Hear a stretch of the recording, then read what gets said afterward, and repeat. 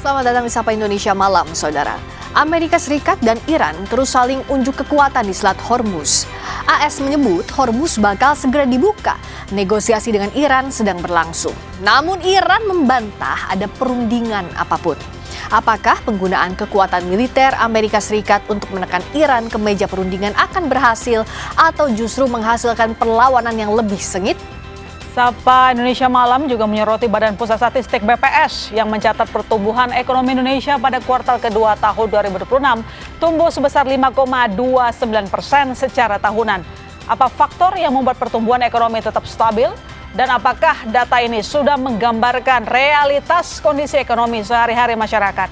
Saudara, inilah Sapa Indonesia Malam bersama saya Mahasiswa Tarigan. Dan saya Friska Clarissa. Kita jelang Sapa Indonesia Malam selengkapnya.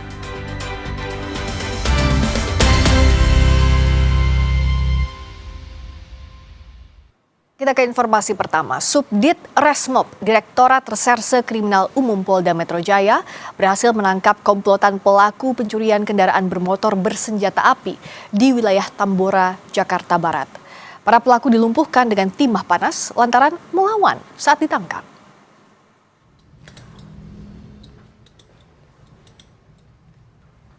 Dua pelaku curanmor yang ditangkap berperan sebagai eksekutor dan sebagai joki. Aksi keduanya saat mencuri sepeda motor di kawasan Tambora sempat rekam kamera pemantau atau CCTV. Berbekal rekaman video CCTV, polisi melakukan penyelidikan hingga akhirnya berhasil menangkap keduanya di sebuah minimarket di kawasan Kebonjeruk, Jakarta Barat. Saat ditangkap, polisi mendapati dan menyita satu pucuk senjata api rakitan serta 9 peluru kaliber 9 mili dan kunci letter T.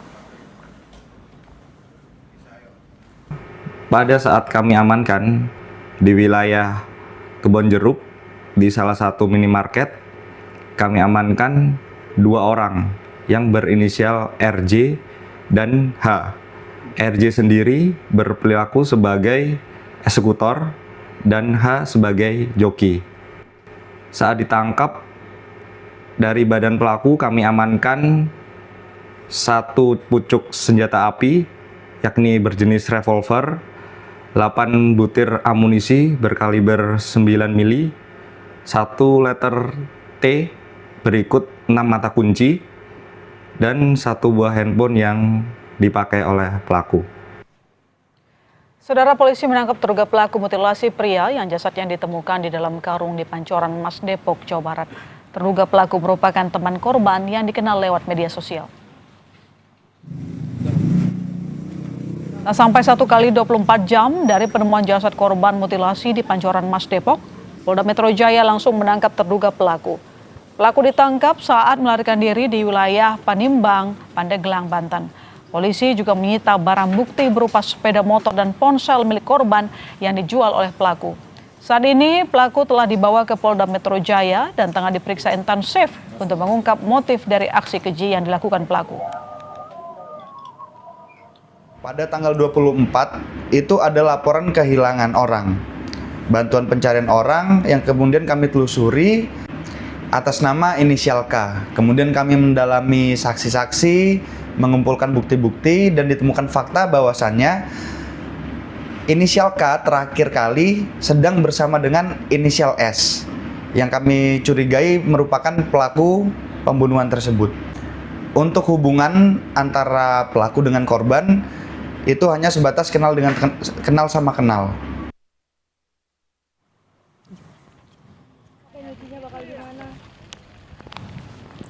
Sebelumnya, jenazah dengan kondisi badan tidak utuh ditemukan warga terbungkus karung di Tanah Merah Kafling, Pancoran Mas. Jenazah tersebut awalnya dikira sampah yang sengaja dibuang. Pihak kepolisian langsung memasang garis polisi sementara tim identifikasi langsung melakukan pengecekan terhadap jasad. Warga menyebut karung tersebut sudah ada sejak tanggal 24 Juli lalu. Namun warga mengira karung berisi sampah dan tidak menaruh curiga. Namun saat seorang warga membakar karung tersebut ditemukan jenazah yang tak utuh.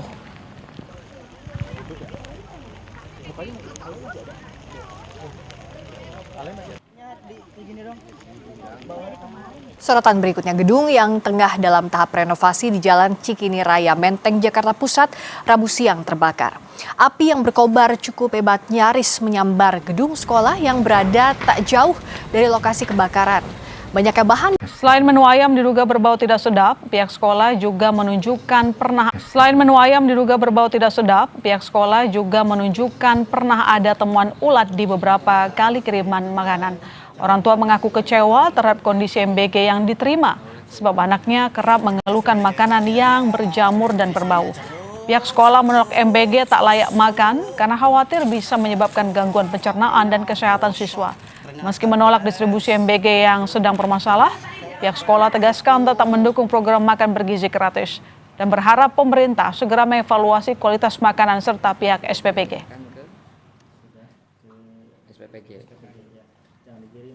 Itu hampir 70 masakan ayam itu bau, sehingga anak-anak ya tidak ada yang dimakan. Tuh. Dan memang kejadian ini bukan pertama kali. Dari awal adanya ulat di makanan mie, ulat di sayuran, kemudian apel yang benar-benar sudah busuk, kemudian adanya staples di makanan. Terus terang itu yang membuat kami dan mungkin orang tua sehingga untuk memutuskan menolak. Nah, itu diantaranya. Sehingga orang tua mungkin merasa ketakutan anaknya akan terjadi keracunan yang seperti di TV. Merespons adanya temuan menu MBG tak layak makan, SD Negeri 1 Gujek SPPG Kalianyar menyampaikan permohonan maaf dan akan mengevaluasi pelayanan. Usai menerima laporan, pihak SPPG langsung mendatangi sekolah dan meminta agar makanan tidak dibagikan ke siswa. Dari hasil pemeriksaan, 63 dari total 170 ompreng ditemukan memiliki menu ayam dengan kualitas yang kurang baik. Seluruh makanan yang dilaporkan bermasalah kemudian ditarik untuk dilakukan pemeriksaan lebih lanjut. Ya kan, saya perintahkan ke pihak sekolah untuk di-stop dulu. Ya, yang bermasalah itu jangan dibagikan. Ya, nanti saya cross check dulu ke lapangan, saya cek. Nah, memang saya cek itu ada beberapa ompreng yang mungkin kualitasnya kurang kan gitu. Dan kita sudah klarifikasi saya ke sana, ya sudah itikat baik secara moralnya kita lakukan sebagai bentuk tanggung jawab, ya tindakan kita ke pihak sekolah itu. Gitu. Kita sudah berkomitmen, sudah minta maaf untuk kedepannya dievaluasi. Tim SAR gabungan mengevakuasi jasad pendaki yang jatuh ke jurang di jalur pendakian Gunung Piramid Bondowoso, Jawa Timur. Tak hanya medan yang terjal, tim SAR juga dihadapkan pada tantangan cuaca di puncak gunung. Jalur sempit dengan kanan kiri jurang harus dilewati tim SAR gabungan selama operasi pencarian 2 pendaki di Gunung Piramid. Tak hanya jalur ekstrim, kabut serta angin kencang jadi kendala untuk menjangkau lokasi jenazah kedua pendaki ditemukan. Korban atas nama Malia Vinda dan Irfan Nasrul ditemukan di dasar jurang sedalam 60 meter tak jauh dari puncak gunung pada Selasa sore. Penemuan keduanya diawali dengan ditemukannya tas milik salah satu korban hingga tim SAR gabungan melakukan penyisiran di area tersebut. Sekitar bawah punggung naga di kedalaman 60 meter. 2 orang pendaki yang di kapal keliling tersebut ditemukan dalam keadaan meninggal dunia. Kemudian pada saat ditemukan jarak antara korban yang satu dengan korban yang satunya lagi itu berjarak sekitar 5 meter. Kemudian langkah-langkah yang sudah kami lakukan, jadi kami sudah turun ke titik di mana tempat TKP korban ditemukan. Kita ke informasi lain, kebakaran hutan dan lahan di kawasan Gunung Bromo, Jawa Timur terus meluas. Api melahap sedikitnya 51 hektar lahan konservasi di area Taman Nasional Bromo, Tenggar Semeru.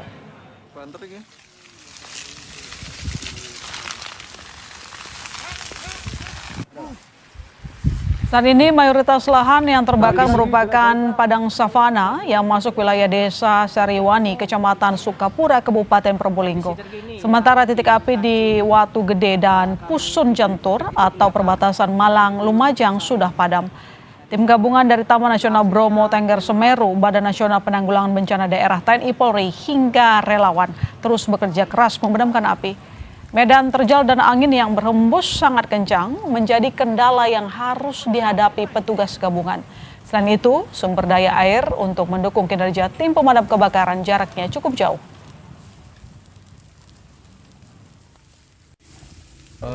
Kita berusaha untuk dengan memadamkan dengan peralatan seadanya, jadi kayak kepio, terus kemudian kita bikinkan titik-titik penyekatan sehingga dimungkinkan api tidak merembet lagi ke arah yang lebih jauh. Untuk luasan kita belum tahu ini, mungkin perkiraan sekitar dari kemarin dari 15-an, nah, sekitar 15-an. 51. Oh, 51 hektar ya. Badan Nasional Penanggulangan Bencana BNPB segera mengirimkan 2 helikopter waterbombing untuk membantu pemadaman kebakaran di kawasan Gunung Bromo dan dijadwalkan tiba paling lambat hari Kamis. Pemadaman dari udara ditempuh karena area yang terbakar berada di kemiringan yang sulit dijangkau.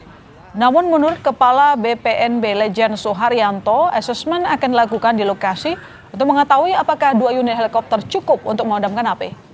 Mulai menurun, itu yang di kanan itu blok Watu Gede untuk yang hari ini di Jawa Timur terjadi bencana kebakaran khususnya yang menimpa Gunung Bromo. Ini yang terbakar ada 10 hektar. Sudah berusaha dipadamkan oleh Satgas Darat, tetapi karena letak medannya yang sulit, ya, bahkan yang terbakar ini yang susah dijangkau oleh manusia, sehingga langkah kami berdasarkan informasi dari wilayah, mereka meminta bantuan dari udara, heli waterbombing. Untuk sementara kita akan dukung 2 unit. Ya. Mantan Menteri Pendidikan, Kebudayaan, Riset, dan Teknologi Nadiem Makarim menjalani sidang perdana upaya hukum banding kasus korupsi pengadaan Chromebook di Pengadilan Tinggi Jakarta. Nadiem optimistis hakim akan batalkan vonis di Pengadilan Tipikor Jakarta. Tim hukum Nadiem memanfaatkan skema aturan baru di tingkat banding untuk meminta hakim meneliti ulang fakta persidangan serta menghadirkan saksi maupun ahli baru yang sebelumnya ditolak jaksa penuntut umum. Nadiem juga menyoroti sejumlah kejanggalan putusan pengadilan negeri seperti penetapan uang pengganti tanpa adanya aliran dana serta tudingan memperkaya pihak Google yang tidak pernah didakwa. Nadiem berharap Majelis Hakim Pengadilan Tinggi membebaskan dirinya karena dugaan adanya intervensi terhadap hakim tingkat pertama yang kini juga sedang didalami Komisi Yudisial.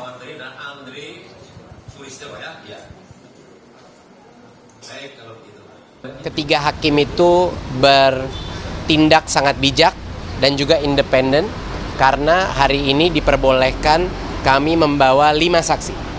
5 saksi ulangan baik dari pihak Goto maupun juga dari pihak vendor maupun juga dari pihak LKPP dan juga pakar untuk kerugian negara ya. Tadi juga. Jadi alhamdulillah Hakim Pengadilan Tinggi telah memberikan kami kesempatan untuk mengutarakan poin-poin yang akan membuktikan bahwa kasus ini seharusnya tidak menjadi kasus. Hari ini saya optimis, mungkin ini adalah memberikan angin baru untuk keadilan di Indonesia. Kita ke sorotan internasional, kapal perusak Angkatan Laut Amerika Serikat meluncurkan rudal jelajah Tomahawk ke arah Iran.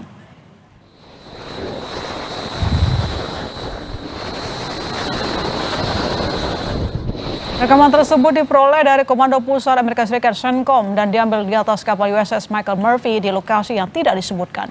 Video serangan ini dilakukan pada tanggal 10 Juni dan baru saja dirilis ke publik. CENTCOM menyatakan pasukan Amerika Serikat menyelesaikan serangan tambahan terhadap sejumlah target di Iran, diantaranya sistem komunikasi dan situs pertahanan udara Iran di seluruh wilayah negara tersebut.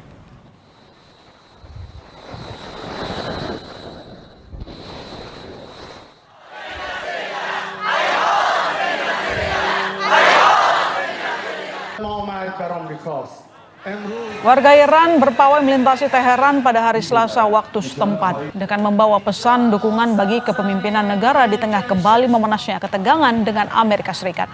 Rekaman memperlihatkan massa berkumpul di alun-alun Imam Hussein sebelum bergerak menuju makam Shah Abdul Azim di Shahreh Ray. IRGC mengatakan Peringatan tahun ini menunjukkan persatuan di Iran, Irak, dan tempat-tempat lainnya. Prosesi ini berlangsung di tengah kembali memanasnya konflik antara Amerika Serikat dan Iran. Serangan-serangan tersebut terjadi menyusul kegagalan kesepakatan sementara yang ditengahi Pakistan pada bulan Juni lalu.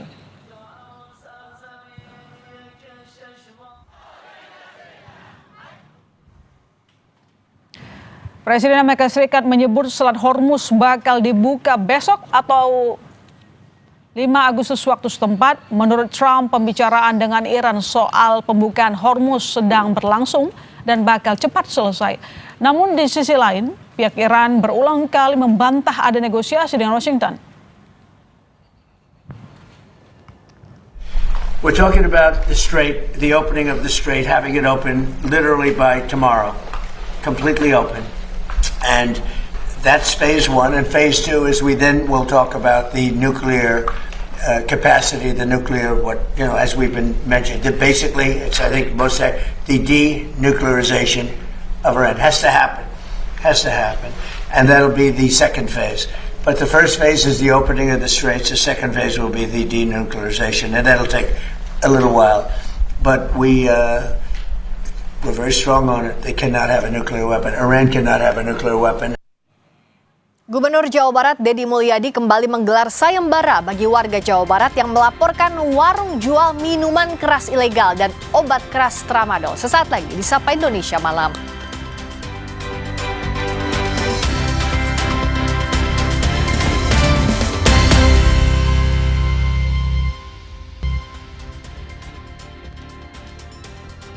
Saudara, Gubernur Jawa Barat Deddy Mulyadi kembali menggelar sayembara bagi warga Jawa Barat yang melaporkan warung jual minuman keras ilegal dan obat keras tramadol.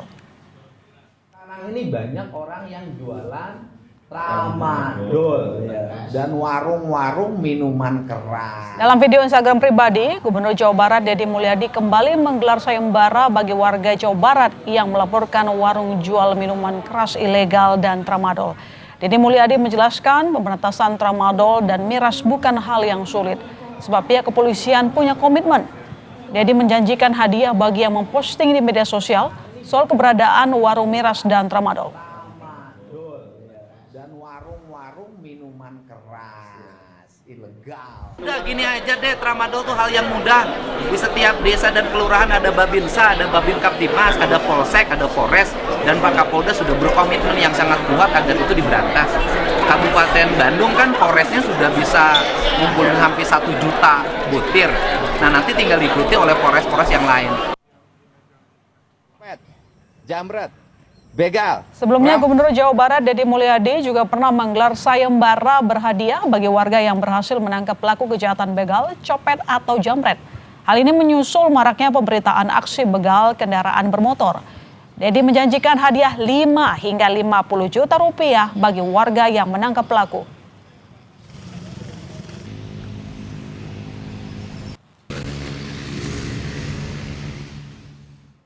Dua orang santri di Karawang, Jawa Barat mengalami luka serius setelah dianiaya oleh anggota Linmas yang sedang ronda. Kedua santri dikira begal saat melintasi sebuah jalan sepi menggunakan sepeda motor dengan kecepatan tinggi.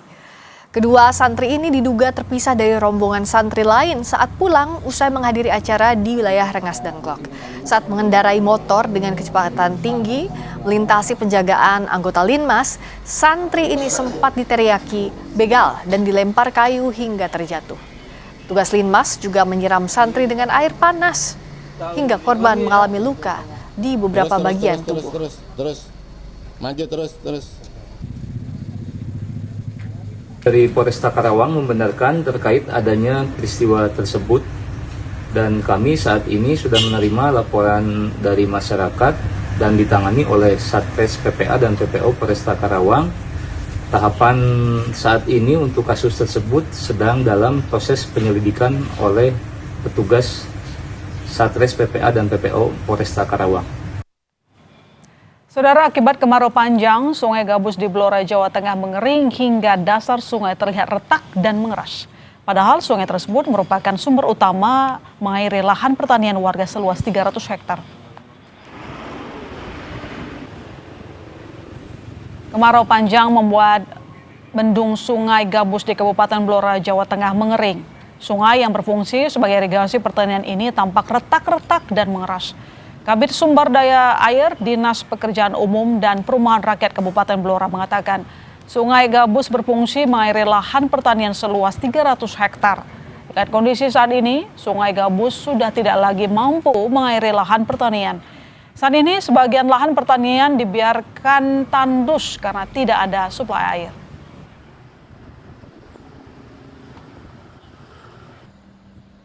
Daerah irigasi DI Gabus ini memang melayani luas areal pertanian kurang lebih hampir sekitar 300-an hektar ya, yang membentang mulai dari Kelurahan Jetis sampai ke Buluroto.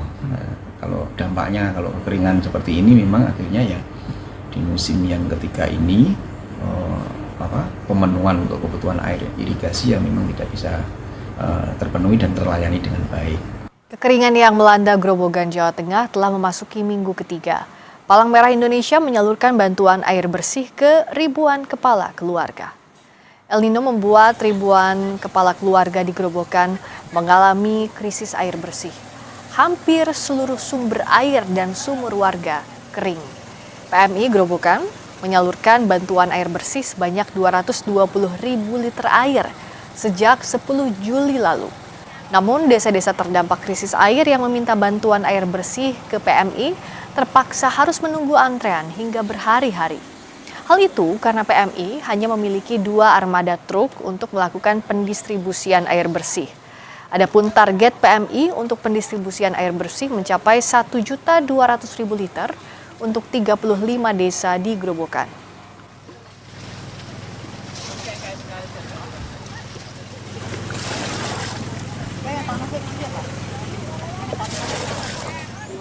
Ini telah mendistribusikan air bersih sebanyak 200.020 liter di beberapa wilayah, dan capaian kami hari ini sampai ke 1.430 kepala keluarga. Dan kami menargetkan PMI untuk 1.200.000 liter dalam musim kemarau ini sesuai dengan perintah Pak Ketua Umum. Kami rasa dari PMI 2 armada ini masih kurang mengingat luasnya wilayah dan warga yang terdampak, mengingat di tahun 2023 saja kami PMI mendistribusikan di 18 kecamatan dan 67 desa. Jadi harapan kami armada bisa ditambahkan.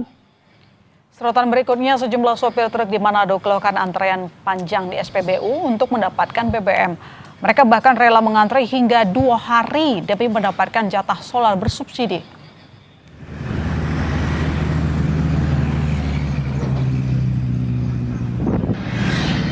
Antrean panjang kendaraan di sejumlah SPBU di Kota Manado masih terus terjadi.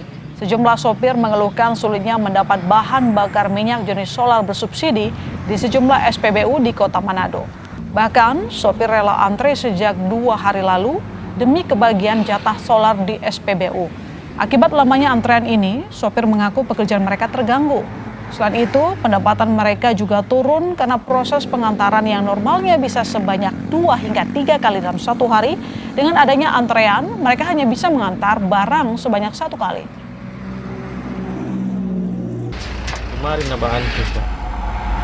Kemarin nggak dapat, cuma yang di pompa bensin dan di sebelah nggak dapat. Oh ini lagi kemarin belum dapat lagi ini, dari 8:30 dapat antri. Mengganggu sekali Pak. Ini ada mau keluar barang dari kemarin yang tidak antar-antar.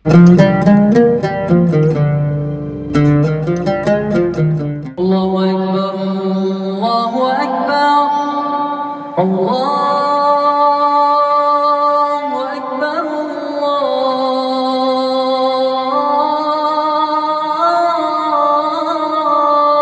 Allahu Akbar. Asyhadu an la ilaha illallah.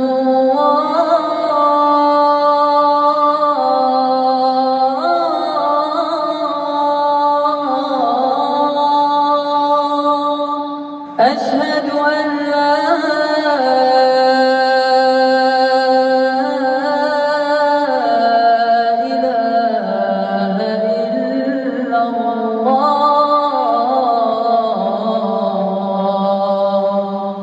أشهد أن محمدا رسول الله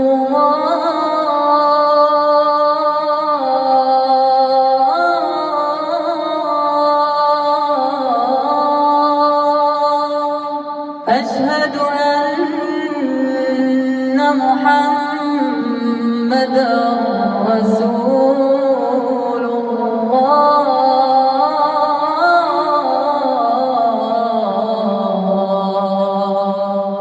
حي على الصلاة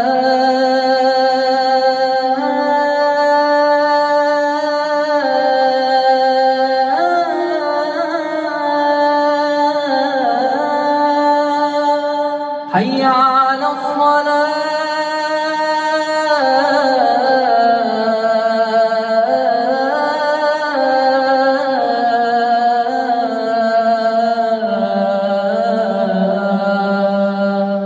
حي على الفلاح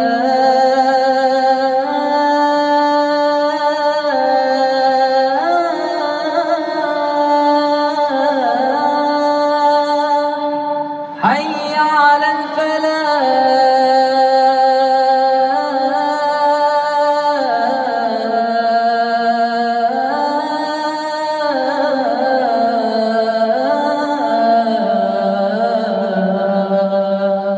الله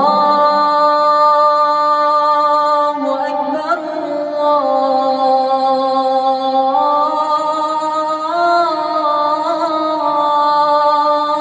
الله أكبر لا إله إلا الله.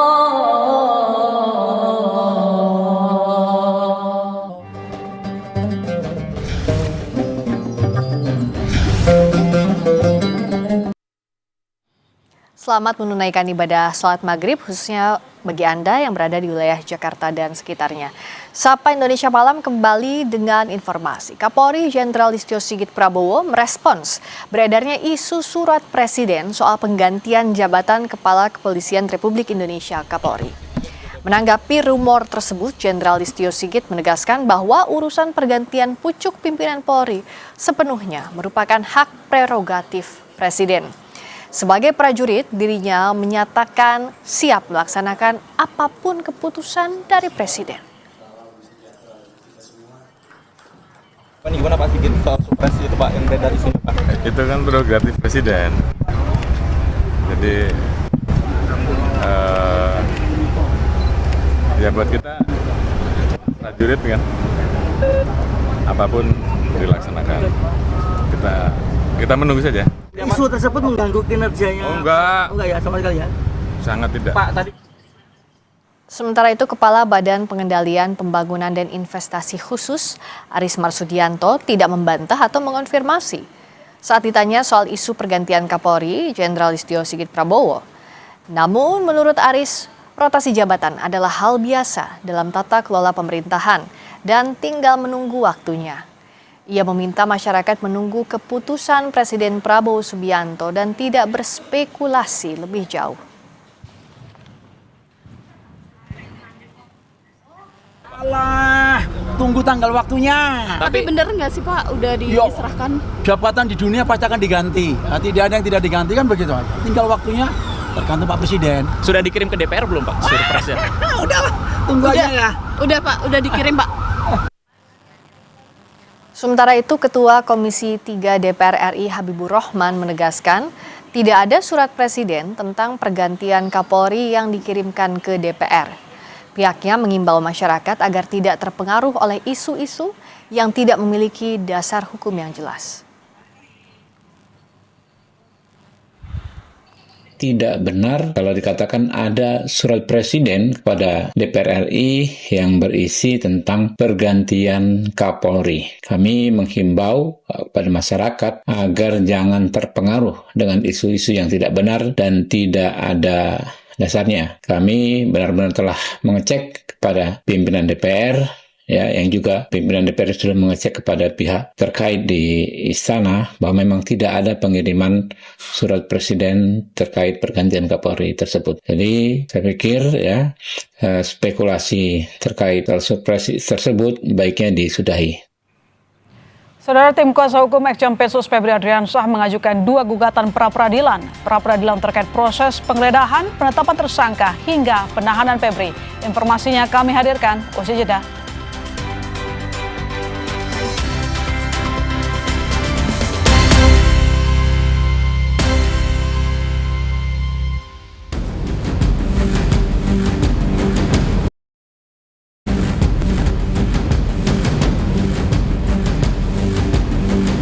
Menurut saya, ini belum cukup untuk dilakukan penahanan. Di Gedung Bundar tidak pernah seperti ini.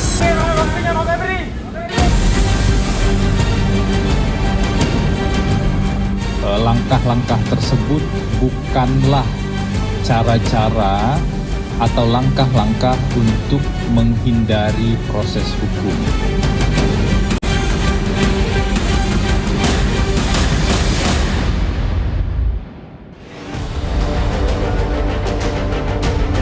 Ex-Jampitsus Febri Adriansyah melakukan perlawanan hukum terhadap kasus dugaan tindak pidana pencucian uang yang menjeratnya.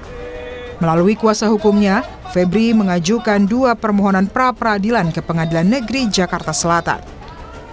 2 gugatan itu adalah terkait upaya paksa Kejaksaan Agung dalam penetapan tersangka dugaan TPPU dan penahanan, serta penetapan tersangka dalam dugaan korupsi dan pencucian uang, penggeledahan, dan penyitaan yang dilakukan tim Kortas Tipikor Polri. Kuasa hukum Febri menilai upaya paksa yang dilakukan Kejaksaan Agung mulai dari penetapan tersangka TPPU dan penahanan dinilai melanggar KUHAP. Berdasarkan KUHAP yang baru, ini yang bisa diajukan permohonan pra-peradilan adalah atas upaya paksa. Yang kami telah analisa secara bersama selama beberapa hari ini, upaya paksa apa saja yang merupakan suatu yang kami anggap dan kami menilainya sebagai bagian dari ada penyimpangan-penyimpangan. Sehingga kami kelompokkan kedua permohonan, yaitu upaya paksa yang dilakukan Kejaksaan Agung itu dalam penetapan dan penahanan. Penetapan tersangka dalam perkara tindak pidana pencucian uang dan penahanan. Di sana kita melihat nuansa yang sangat besar adanya pelanggaran pasal 100 ayat 5 dari KUHAP untuk upaya paksa penahanan. Dan upaya paksa penetapan tersangkanya kita melihat ada kaitan-kaitan dengan predicate crime-nya, persoalannya di sana. Oke, itu secara garis besar. Kedua permohonan itu akan diajukan secara terpisah karena objek tindakan yang dimohonkan untuk diuji berbeda. Kuasa hukum ex-Jampitsus Febri Adriansyah juga menegaskan bahwa pengajuan pra-peradilan bukan merupakan upaya untuk menghindari proses hukum. Langkah ini merupakan hak hukum yang dijamin dalam undang-undang. Rencana yang akan dilakukan dan sudah dijelaskan tadi yaitu mengajukan 2 permohonan pra-peradilan. Perlu kami sampaikan langkah-langkah tersebut bukanlah cara-cara atau langkah-langkah untuk menghindari proses hukum. Jadi ini perlu kami sampaikan sekaligus sebagai edukasi pada publik.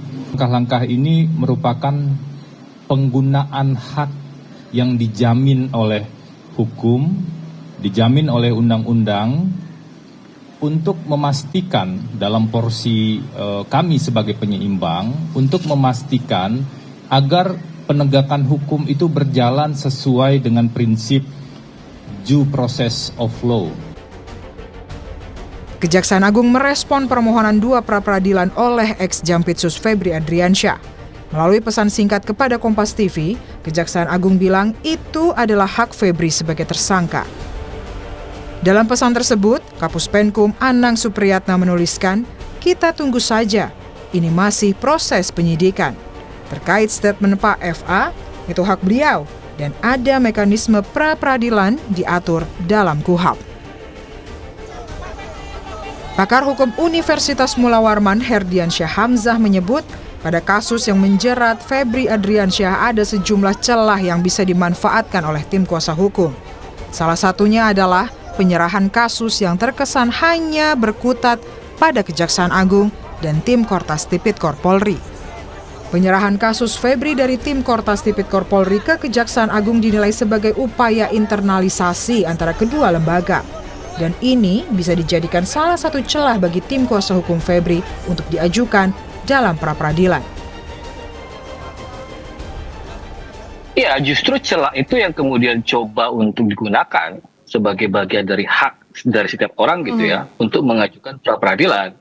Makanya tadi disebutkan bahwa itu pun sebenarnya belum clear ya.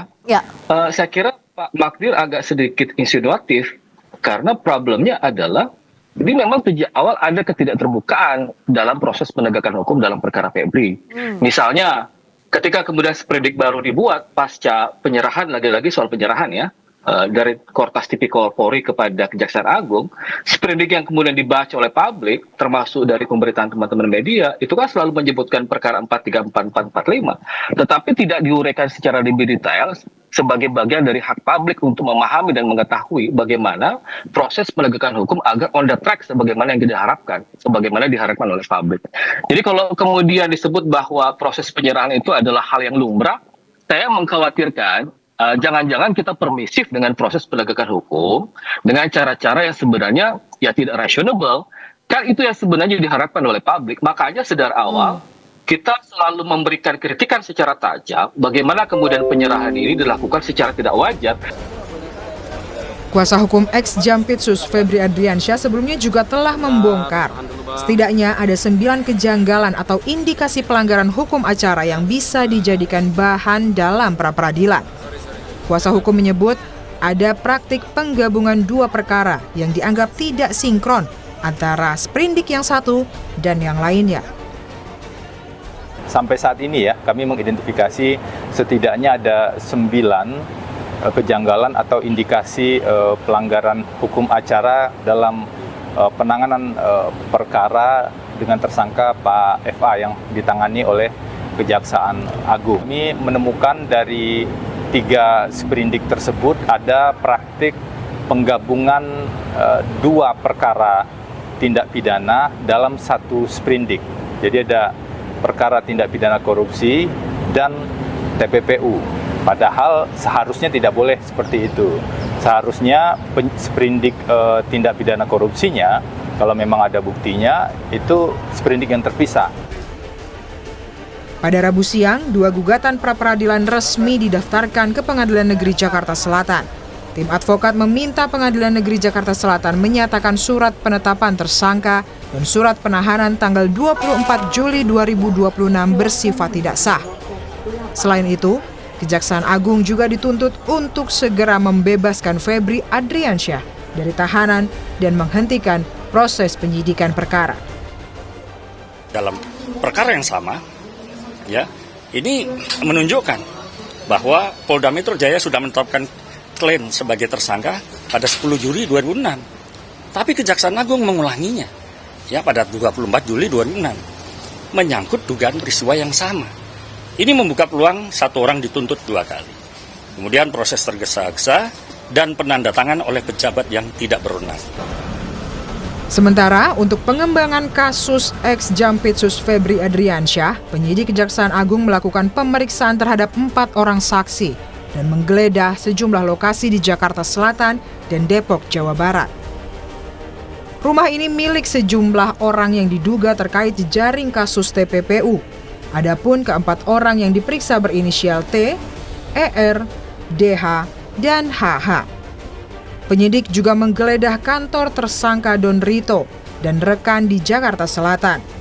Selain itu, penggeledahan juga dilakukan di kantor PT HI, PT KPE, dan PT SME yang berada di Jakarta Selatan dan rumah tersangka Nurman Herin di Depok, Jawa Barat. Penggeledahan yang sedang berlangsung di beberapa tempat, diantaranya di kantor di daerah Jakarta Selatan, kedua juga daerah perkantoran juga di beberapa tempat, baik itu PT HI, PT PIS, PT KPI, dan PT beberapa teroris di daerah Jakarta Selatan, juga sebuah rumah di daerah Depok, Jawa Barat. Tak hanya itu saja, seluruh temuan yang dikumpulkan penyidik termasuk yang ditemukan tim Kortas Tipikor Polri, baik penggeledahan serta keterangan dan bukti yang disampaikan tim 9 Kejagung terus dikembangkan. Kejaksaan Agung juga menegaskan, ex-Jampitsus Febri Adriansyah telah diberhentikan sementara sebagai jaksa sejak 31 Juli lalu, sambil menunggu keputusan berkekuatan hukum tetap. Hubungan FA sama perusahaan-perusahaan yang didirikan sama Don Rito? Yang jelas nanti itu pendalaman dari hasil pemeriksaan saksi-saksi dan juga dari hasil beberapa barang bukti yang didapat oleh penyidik, baik yang diperoleh dari perkara sebelumnya yang sudah ditangani oleh tim penyidik Kortas Polri maupun hasil dari penggeledahan dan pemeriksaan saksi yang dilakukan oleh tim 9. Benar, terhadap yang bersangkutan telah dikeluarkan per 31 Juli pemberhentian sementara sambil menunggu putusan yang sudah berkekuatan hukum tetap atau inkrah.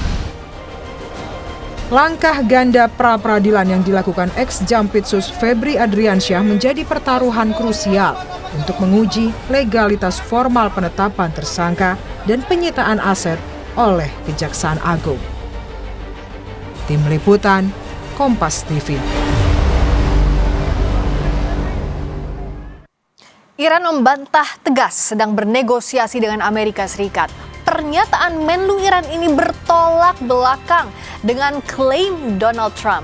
Sementara saling serang masih terjadi antar kedua belah pihak. Sesaat lagi di Sapa Indonesia Malam saat kami kembali.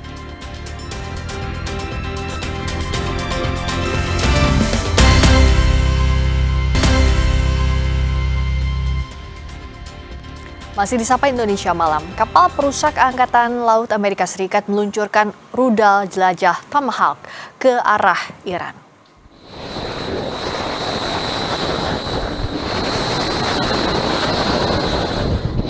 Rekaman peluncuran rudal Tomahawk ini diperoleh dari Komando Pusat Amerika Serikat CENTCOM dan diambil di atas kapal USS Michael Murphy di lokasi yang tidak disebutkan. Video serangan ini dilakukan pada tanggal 10 Juni dan baru saja dirilis ke publik. CENTCOM menyatakan pasukan AS menyelesaikan serangan tambahan terhadap sejumlah target di Iran, di antaranya sistem komunikasi dan situs pertahanan udara Iran di seluruh wilayah negara tersebut.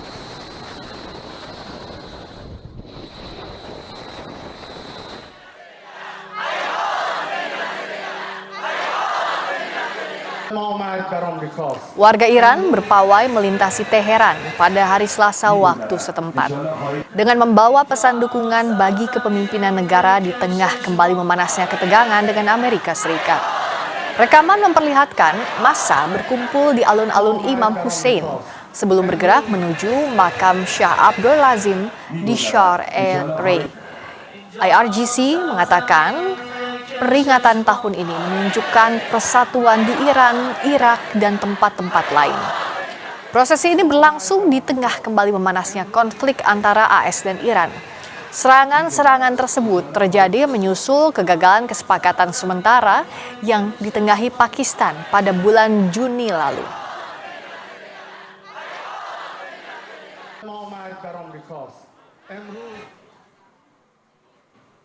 Presiden Amerika Serikat menyebut Selat Hormuz bakal dibuka besok atau 5 Agustus waktu setempat. Menurut Trump, pembicaraan dengan Iran soal pembukaan Hormuz sedang berlangsung dan bakal cepat selesai. Namun di sisi lain, pihak Iran berulang kali membantah ada negosiasi dengan Washington. We're talking about the strait, the opening of the strait, having it open literally by tomorrow. Completely open, and that's phase one. And phase two is we then will talk about the nuclear capacity, the nuclear as we've been mentioning. Basically, it's I think most the denuclearization of Iran has to happen, and that'll be the second phase. But the first phase is the opening of the straits. The second phase will be the denuclearization, and that'll take a little while. But We're very strong on it. They cannot have a nuclear weapon. Iran cannot have a nuclear weapon. Sementara Kementerian Luar Negeri Qatar mengatakan mediasi antara Amerika Serikat dan Iran telah mencapai tahap yang progresif soal Selat Hormuz. Qatar juga menegaskan pembicaraan antar pihak masih terus berlangsung meskipun terdapat pernyataan yang berbeda dari pihak Washington dan Teheran. Namun, juru bicara Kementerian Luar Negeri Qatar mengonfirmasi belum ada kesepakatan yang dicapai antara kedua pihak yang berkonflik ini. اليوم نحن نقف أمام مرحلة تاريخية. الالتزامات التي كان يطلب أن تنفذ من الطرف الإسرائيلي هي موجودة اليوم بشكل يعني أساسي على الطاولة، ومن الواضح أمام المجتمع الدولي من يعطل تنفيذ الاتفاق على الاتفاق المتعلق بخطة الرئيس ترامب والوصول للمرحلة الثانية وإعلان الرئيس ترامب حقيقة. Melalui juru bicara Kementerian Luar Negeri, Ismail Bagei, Iran membantah tegas sedang bernegosiasi dengan Amerika Serikat. Bagei menegaskan negosiasi Iran saat ini hanya dengan Oman yang berfokus untuk mencapai kesepahaman soal Selat Hormuz.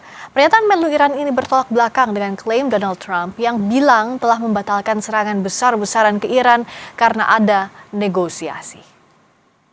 ما الان مذاکره‌ای با آمریکا نداریم. مذاکرات با عمان هست، متمرکز بر تفاهم بر سر مسیری که تردد ایمن کشتیرانی از تنگه هرمز رو تأمین بکنه. تلاش ما این هست که در اولین فرصت با مشورت عمان، با همکاری عمان مسیری رو تعیین بکنیم، مسیری که قاعدتاً موقت خواهد بود، بر اساس اون بتوانیم ایمنی کشتیرانی در تنگه هرمز رو فراهم بکنیم. Presiden Amerika Serikat menyebut bakal membuka Selat Hormuz hari ini atau 5 Agustus waktu setempat karena negosiasi sedang berlangsung dengan Iran. Bahkan Trump bilang ini bakal menjadi kesempatan terakhir Iran. Namun Iran membantah sedang melakukan negosiasi dan siap menargetkan kapal-kapal AS. Apakah Amerika Serikat bakal menyerang Iran habis-habisan atau sekadar strategi Trump mengulur waktu? Kita akan perbincangkan dengan pakar hubungan internasional dari President University, Teguh Reza Shah, dan juga pakar intelijen dan keamanan Universitas Indonesia, Stanislaus Rianta. Selamat malam Pak Reza, Pak Stanis. Selamat malam, salam dari Presiden University. Terima kasih sudah hadir. Saya ke Pak Stanis. Sebenarnya ada di mana fase yang saat ini kita sama-sama lihat? Kenapa Iran menyebut tidak ada negosiasi dengan AS, sementara AS mengklaim sebaliknya? Ini malah semakin banyak drama-drama terjadi sebenarnya. Saya lihat bahwa Iran semakin kepentingannya dia adalah Selat Hormuz yang bisa dikapitalisasi, sementara AS juga punya kepentingan internal sebenarnya terkait dalam negeri. Ketika masyarakat Amerika menuntut pertanggungjawaban dana perang yang sudah banyak terjadi ini untuk apa? Karena dana perang yang sudah keluar ratusan triliun, mungkin ribuan triliun ini kan dipertanggungjawabkan. Sementara Amerika juga tidak menang, Iran juga tidak kalah nih. Jadi ini ada dua kepentingan sebenarnya. Tapi saya melihat ini situasinya sudah tidak baik karena tujuannya sudah makin nggak jelas, makin tidak jelas. Dan dalam situasi tidak jelas ini apapun bisa terjadi, ketidakpastian bisa terjadi. Nanti Trump kalau panik dia juga bisa melakukan serangan-serangan yang lebih ekstrim, sementara Iran juga bisa nekat untuk melakukan serangan-serangan gitu loh. Karena situasinya tidak jelas saat ini, ada kepentingan-kepentingan yang berbeda. Nah, kalau Pak Reza bagaimana melihat Iran mengakui ada negosiasi dengan Oman, tapi tidak mengakui adanya negosiasi dengan Amerika Serikat yang diklaim Qatar sedang terjadi? Nah, terima kasih. Penjelasan Pak Stanislaus tadi sangat jelas ya. Kalau dalam pandangan saya yang terjadi adalah pengelabuan ya. Karena Trump ini sangat panik ya. Perang ini sudah berjalan 5 bulan 5 hari dan pemilu selat itu akan berlangsung Selasa tanggal 3 November. Jadi 3 bulan kurang 2 hari. Dan karena itu wajar kalau Amerika Serikat sedang bingung. Karena itu banyak sekali ancaman-ancamannya. Misalnya dia mengatakan pembicaraan sudah melibatkan Amerika Serikat, Iran, dan Oman. kemudian Iran mengatakan tidak ada, kami negosiasi dengan Amerika Serikat, kami dengan Oman, Pakistan, dan Qatar ya. Namun Trump juga pada saat yang sama melakukan ancaman bahwa akan melakukan penyerangan terhadap Iran yang lebih dahsyat. Terus seperti biasa Trump itu melakukan aksi-aksi plus dan minus, misalnya mengatakan nanti ke depannya tidak akan ada lagi biaya transit, kemudian mengatakan juga kepada Iran pada saat yang sama, ini adalah kesempatan Anda yang terakhir, kemudian juga mengatakan juga ini adalah fokus untuk jangka panjang denuklearisasi, kemudian Trump juga mengatakan akan meminta kompensasi keamanan pada negara-negara yang terlindung. Jadi untuk itu dunia berada pada posisi yang membingungkan, tapi yang uniknya adalah ini dampaknya langsung pada harga minyak. Di mana kita perhatikan harga minyak mentah Brent itu merosot hampir 6% hingga berada pada level 79 US dollar per barrel. Kemudian juga sentimen pasar mengatakan meredanya resiko perang karena mereka sangat takut harga minyak itu melonjak lagi. Kemudian juga ada kabar bahwa ada pemulihan pasokan itu mungkin. Kemudian tapi yang uniknya adalah tanggapan dari perusahaan-perusahaan besar dunia seperti CFO ExxonMobil, kemudian Neil Hansen dan CEO Chevron, misalnya Mike Wirth itu menekankan bahwa memang betul keadaan membaik, tapi terjadi penyempitan pada kapasitas kilang global, dan untuk itu harga juga masih kemungkinan naik turun. Jadi Trump itu sangat piawai mempermainkan emosi dunia, tapi yang jelas di dalam negeri kalau kita berbicara soal pekerjaan, itu reputasi Trump menurun antara 33 sampai 36%. Kemudian tingkat penolakan sudah turun sampai sudah dekat ke 60%. Kemudian masyarakat juga sudah frustrasi secara ekonomi. Di dalam kondisi seperti ini ya Trump mencoba bermain opini publik, kemudian permainan di DPR Amerika Serikat. Jadi Trump melakukan banyak aksi yang harapannya adalah ratingnya menaik, kemudian solidaritas sekutu barat itu naik, kemudian dukungan dari perusahaan minyak itu meninggi, dan dengan demikian dia bisa berjalan pelan-pelan. Yang dibutuhkan sekarang adalah exit strategi. Bagaimana caranya perang ini berhenti dan dia mendapat dukungan dari negara-negara yang terlibat dalam negosiasi, Qatar, Oman, dan Pakistan. Demikian. Menarik, tadi baik Pak Stanis maupun Pak Reza menjelaskan ada setidaknya dua faktor yang bisa kita lihat sudut pandangnya, dari mulai konflik di Selat Hormuz juga internal Amerika Serikat yang masih jadi kendala Trump, apalagi sudah 3 bulan perang berlangsung. Saya ke Pak Stanis dulu, kita akan mulai 5 bulan bahkan. Saya ke Pak Stanis dulu, kita bahas dari sisi Selat Hormuz.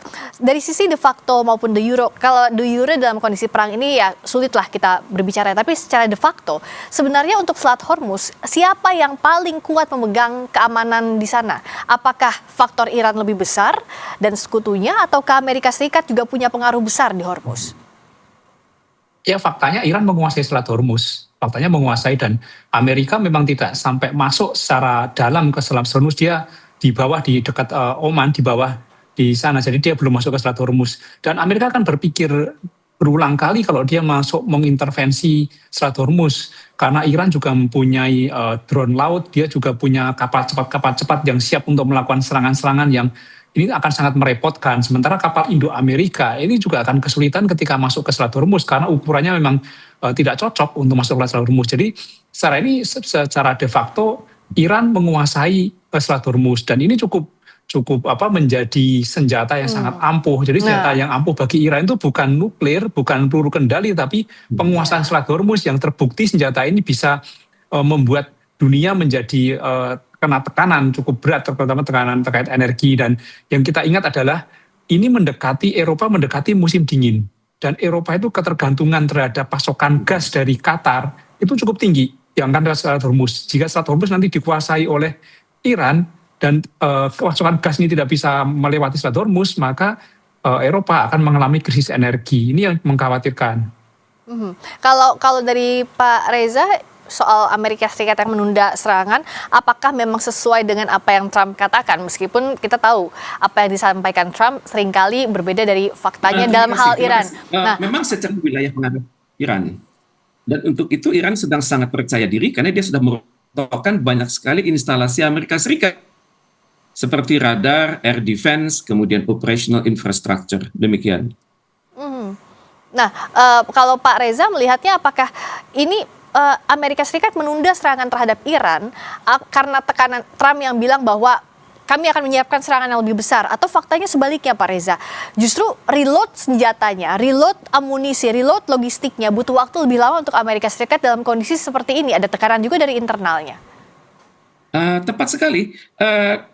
Kalangan dalam negeri sudah mulai meminta pertanggungjawaban dari Donald Trump. Kemudian military industrial complex itu tidak bisa bergerak secepat yang diharapkan Donald Trump, karena kontrak-kontrak itu harus ditandatangani oleh Kongres, kemudian oleh Pentagon, dan juga oleh elit-elit yang berada di Amerika Serikat. Kemudian juga kontrak-kontrak itu tergantung juga pada lobby-lobby kalangan Yahudi, karena banyak sekali saham Yahudi di situ. Tapi yang jelas Amerika Serikat kemampuan menyerangnya sudah sangat terbatas, di mana dikatakan konon lebih dari 50% perangkat Amerika Serikat itu sudah habis. Jadi untuk itu, kalau dalam hal terjadinya krisis di Asia Timur, kemudian di Laut Cina Selatan, kemudian juga dalam konflik Ukraina, itu Amerika Serikat tidak akan banyak bicara. Karena itu Amerika Serikat sangat mengharapkan dukungan dari sekutu-sekutunya. Konon juga pesawat-pesawat tempur Amerika Serikat itu konon ada 49 aset yang sudah rontok. Misalnya fighter aircraft itu 11 sudah rontok, F-15 1 sudah rontok, P-8 aircraft 1 sudah rontok, dan C-17 transport sudah rontok. Jadi helikopternya juga sudah rontok 4, kemudian instalasi misil dia sudah rontok juga 6. Jadi tampaknya Trump sangat khawatir. Tapi itulah Trump selalu menggunakan momentum untuk menyatakan kesiapannya untuk perang jangka panjang, walaupun dalam kenyataannya kalau perang ini berlanjut sampai November, itu kemungkinan besar opini publik akan condong kepada Demokrat, dan siap-siap Donald Trump akhir November atau awal Desember dia akan dimakzulkan. Demikian. Kalau dari sisi keamanan dan intelijen, Pak Stanis juga setuju bahwa Amerika Serikat ada kesulitan dalam reload amunisinya, dalam reload senjatanya untuk melawan Iran? Saya melihat sebaliknya, sebenarnya Amerika ini kan negara kuat ya. Soal alutsista, dia punya alutsista yang cukup, dia punya persenjataan yang besar. Permasalahannya adalah kenapa dia tidak memaksimalkan alutsista itu. Ini kan yang menjadi keraguan banyak pihak. Akhirnya ada pihak yang mengatakan, jangan-jangan memang nggak punya senjata gitu loh. Tapi kalau kita melihat ranking-ranking persenjataan, global power misalnya, Amerika itu nomor 1, sementara Israel nomor 15, Iran nomor 16. Ini dari peringkat alutsista, Amerika pasti unggulnya. Tapi kenapa cukup lama untuk menyelesaikan perang ini gitu loh. Ini kan menjadi pertanyaan-pertanyaan para publik. Jadi mereka meragukan sebenarnya ada nggak Amerika itu kekuatan itu. Atau Trump yang cenderung menahan-nahan diri. Jadi saya kira Trump melakukan perhitungan. Dia menghitung-hitung kalau dia menyerang sekarang maka akan ada balasan lagi, ketika ada balasan maka perlu berapa waktu. Trump menghitung timing yang tepat, waktu yang tepat, sehingga ketika nanti pas pemilu selesai itu publik menjadi meningkat kepercayaan terhadap Trump. Amerika menang. Itu baru dihitung. Makanya Trump tidak menggunakan kekuatannya sekarang itu karena hitungannya nanti kalau misalnya melakukan serangan, nanti Iran melakukan serangan dan nampak kalah, itu cukup berbahaya. Jadi Trump ingin terlihat menang, Trump ingin terlihat kuat, dan Trump ingin terlihat menggunakan anggaran sebaik-baiknya, momennya pas ketika nanti pemilu selesai. Jadi saya kira ini persoalan waktu, bukan persoalan kebutuhan alutsista atau kekurangan alutsista. Nah, dalam kondisi seperti ini kita akan bahas dulu. Jadi apa exit plan yang paling logis dalam kondisi Amerika Serikat, Iran yang tensinya tidak kunjung turun, tapi juga tidak menempuh kata selesai sepertinya dalam waktu dekat. Sesaat lagi di Sapa Indonesia Malam kami kembali.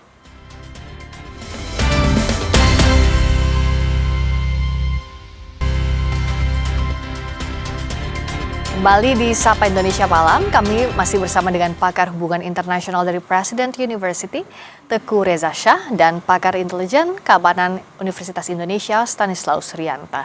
Kita akan bahas di sesi ini, kan kalau bicara soal kondisi maju mundur perundingan, lalu juga tensinya naik turun di Selat Hormuz. Exit plan yang paling memungkinkan apa? Apakah memang tidak bisa dalam waktu dekat, tapi setidaknya mengarah kemana menuju ke exit plan atau jalan keluar itu, Pak Stanis, kalau dari Anda? Situasi supaya dia menang di pemilu selesai. Makanya exit plan terkait Iran itu pasti akan berhubungan dengan strategi supaya nama dia baik, nama dia kuat itu. Jadi exit plan-nya yang paling bagus ya nanti dia akan membiarkan aja seperti ini, naik turun terus, sehingga ketika perang itu publik mengharapkan pemimpin yang kuat. Atau nanti sebenarnya dia membuat narasi-narasi, menciptakan kondisi bahwa Iran sangat berbahaya sehingga diperlukan pemimpin yang kuat yang bisa memerangi Iran. Itu saya kira aksinya. Jadi situasi akan digantung. Tapi kalau misalnya Trump melakukan serangan besar-besaran terhadap Iran dan nanti menjadi kecaman dunia, itu berbahaya bagi exit strategi bagi karir dia, terutama nanti di pemilu setelah. Saya kira itu pilihannya. Jadi Pak Stanis, tidak mudah juga untuk Amerika Serikat menjalankan ya apa yang Trump bilang bahwa akan melakukan serangan besar-besaran kalau Iran tidak tanda kutip nurut dalam proses negosiasi yang berlangsung. Begitu ya Pak Stanis ya? Ya, dan dampaknya akan berbahaya ketika Iran nanti marah menutup Selat Hormuz, maka terjadi krisis energi di banyak negara termasuk Eropa. Saya kira ini berbahaya bagi Amerika. Dan kita lihat misalnya Amerika Serikat punya sekutu-sekutunya Israel terutama Pak Reza. Dalam kondisi hari ini, seberapa besar sekutu ini bisa membantu menuju ke exit plan? Dan siapa sebenarnya yang punya kunci? Apakah ya memang hanya Amerika Serikat dan Iran, atau ada peran sekutu yang lebih besar dalam hal ini yang bisa didorong, Pak Reza?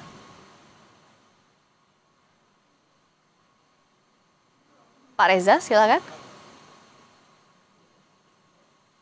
Pak, ya, silakan. Terima kasih. Yang diperlukan adalah angin segar bahwa Iran itu melunak kalau bicara soal Hormuz dan juga melunak soal nuklir. Jadi kemudian pada saat yang sama, kalaupun terjadi pergantian kepemimpinan di level menteri pun di Iran, itu sudah merupakan kemenangan bagi Amerika Serikat. Demikian. Tapi bicara soal perundingan, sebenarnya sejauh ini yang masih jadi bottleneck apa sih Pak Reza, sehingga ya belum ada jalan perundingan dari 5 bulan lalu sampai sekarang yang belum bisa ditempuh, yang belum bisa dicari celahnya, Pak Reza? Oke, tampaknya terputus. Saya ke Pak Stanis. Bicara soal tadi, kita bahas soal negosiasi. Sebenarnya celah yang masih belum ketemu dalam negosiasi ini apa sih Pak Stanis? Ya, permasalahannya adalah ketika dalam negosiasi ini antara Iran dan Israel terkait perang, ini kan perang ini tidak hanya melibatkan dua entitas ini, ada entitas lain yang terlibat seperti Israel, dan Israel tidak dilibatkan dalam negosiasi. Sementara ada pihak lain juga seperti yang kuat, misalnya nanti ada Qatar, ada Pakistan, ada Cina, bahkan ada Rusia.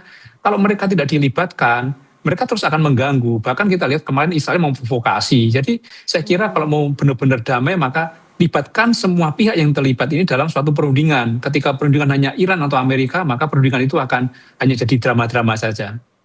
Kalau misalnya perundingan dilakukan, tapi provoking atau provokasi dari masing-masing sekutu dilakukan, itu juga akan percuma ya Pak Reza ya. Jadi apa sebenarnya yang paling mungkin agar sekutu juga satu jalan untuk menuju ke exit plan yang diharapkan?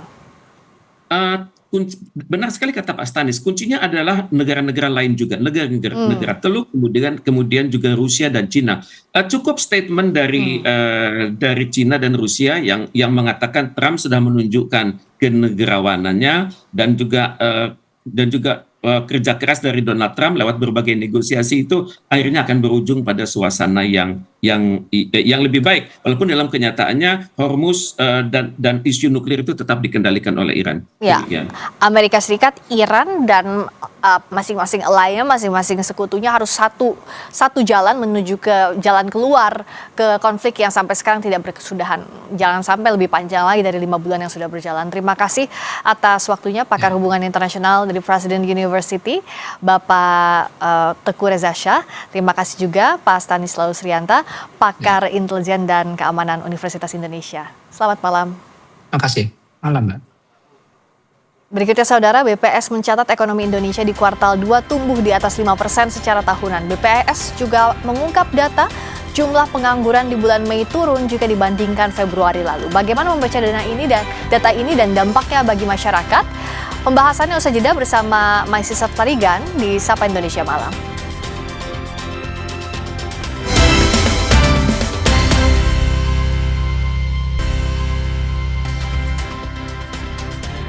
Anda kembali menyaksikan Sapa Indonesia Malam. Saudara, Badan Pusat Statistik BPS mencatat pertumbuhan ekonomi Indonesia pada kuartal kedua tahun 2026 tumbuh sebesar 5,29% secara tahunan. Deputi Bidang Neraca dan Analisis Statistik BPS M.Edi Mahmud mengatakan Angka pertumbuhan ekonomi kuartal 2 ini lebih rendah dibandingkan kuartal 1 2026 yang mencapai angka 5,61%. Namun capaian ini lebih tinggi jika dibandingkan pertumbuhan ekonomi kuartal 2 di tahun 2025 lalu yang berada di angka 5,12%. Edi menyatakan secara tahunan seluruh lapangan usaha mencatatkan pertumbuhan positif kecuali sektor pertambangan yang mengalami kontraksi.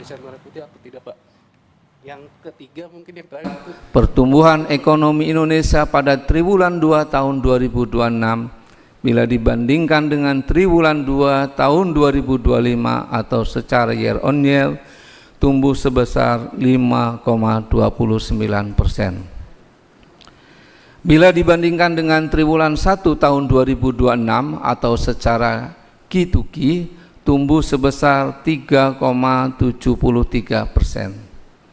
Dan bila dibandingkan dengan semester 1 2025 atau secara C to C tumbuh sebesar 5,45%. BPS juga mencatat jumlah pengangguran pada Mei 2026 menurun jika dibandingkan Februari 2026. Tingkat pengangguran terbuka sebesar 4,65%, turun dibandingkan Februari yang berada di angka 4,68%.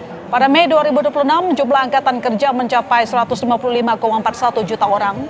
Dari jumlah itu, 148,19 juta orang bekerja dan 7,22 juta menganggur.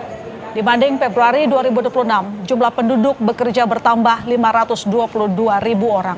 Sedangkan jumlah pengangguran berkurang 24 ribu orang.